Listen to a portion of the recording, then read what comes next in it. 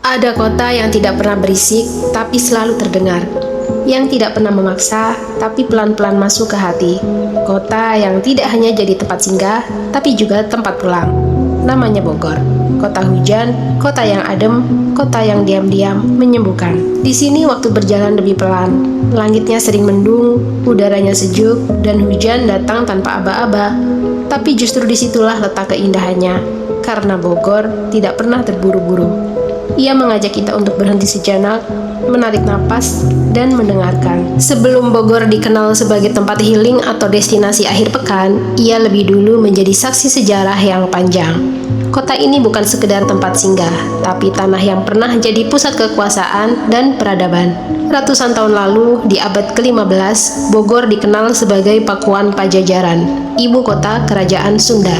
Disinilah para raja memimpin, membangun istana, dan menyusun strategi untuk menjaga wilayah barat Pulau Jawa. Konon, Pakuan adalah kota yang megah dengan jalan-jalan lebar, taman-taman luas, dan sistem pemerintahan yang tertata. Lalu datang masa kolonial. Belanda jatuh cinta juga pada Bogor.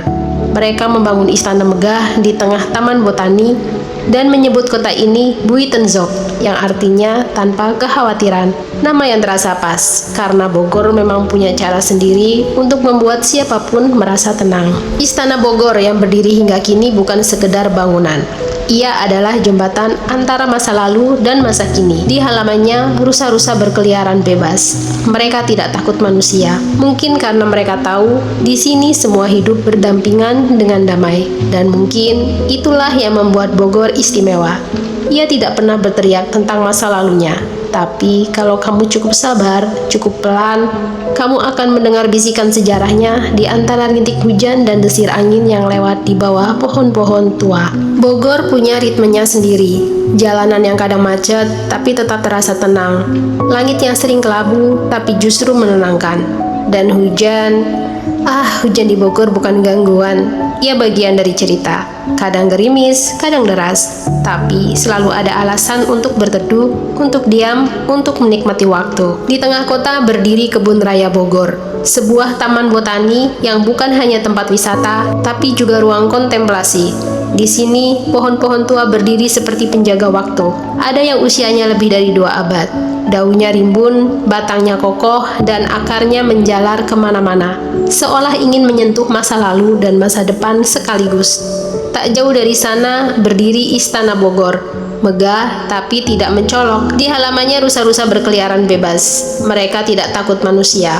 Mungkin karena mereka tahu di kota ini semua makhluk hidup diberi ruang untuk bernapas. Kalau kamu ingin naik sedikit ke arah selatan, puncak menunggu dengan pelukannya yang dingin. Jalanan berliku, tapi pemandangannya luar biasa. Kebun teh terbentang seperti permadani hijau. Kabut turun perlahan, menyelimuti bukit-bukit kecil dan rumah-rumah kayu. Di sana kamu bisa duduk di warung pinggir jalan, menyeruput teh hangat sambil memandangi awan yang bergerak pelan. Di Bogor, alam bukan sekedar latar. Ia adalah tokoh utama. Ia hadir, berbicara, dan menyentuh kita dengan caranya sendiri. Lewat rintik hujan, lewat embun pagi, lewat angin yang membawa wangi tanah basah. Dan tanpa sadar, kita pun ikut tenang, ikut diam, ikut pulih. Setiap kota punya caranya sendiri untuk dikenang. Tapi Bogor memilih jalan yang paling sederhana, lewat rasa, lewat aroma yang mengepul dari warung kecil di pinggir jalan, lewat suapan pertama yang langsung bikin kamu diam sebentar, lalu tersenyum. Coba saja soto mie Bogor, hangat, gurih, dan penuh kejutan.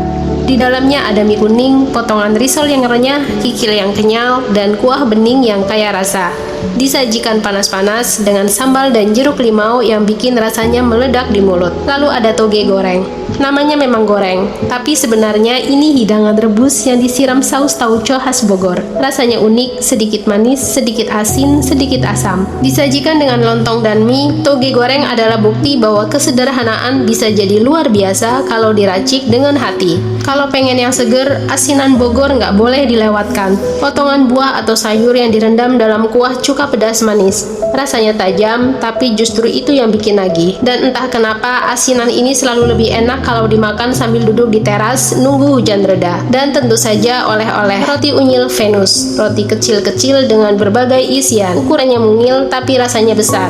Satu kotak bisa habis dalam perjalanan pulang. Lalu ada lapis talas, kue lembut berlapis warna ungu dan kuning dengan aroma talas yang khas dan rasa manis yang pas. Di Bogor, makanan bukan cuma soal kenyang, tapi soal cerita, soal kenangan, soal rasa yang tinggal lebih lama dari yang kamu kira.